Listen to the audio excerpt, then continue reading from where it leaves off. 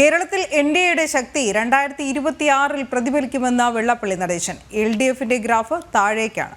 യുഡിഎഫിന്റെ ബലഹീനത കൊണ്ടാണ് എൽഡിഎഫ് നിലനിൽക്കുന്നതെന്നും വെള്ളാപ്പള്ളി നടേശൻ കൊച്ചിയിൽ പറഞ്ഞു. അതുപോലെ തന്നെ ഇന്നിപ്പോൾ എൽഡിഎഫിന്റെ ഗുണം കൊണ്ടല്ല, എൽഡിഎഫിന്റെ ഭരണം ഇന്ന് നിലനിൽക്കുന്നത് തന്നെ ഇവരുടെ ബലഹീനത കൊണ്ടാണ്. യുഡിഎഫിന്റെ ബലഹീനതയാണ് എൽഡിഎഫിന്റെ ഐശ്വര്യം. അപ്പോൾ എന്തുകൊണ്ടും ഇവർ ബലഹീനമാണ്. കേരളത്തെ സംബന്ധിച്ചിടത്തോളം ഒരു മത്സരത്തിന് വന്നാൽ ഇതെല്ലാം ത്രികോണ മത്സരമാണ് ഇതിനുണ്ടാകാൻ പോകുന്നത്.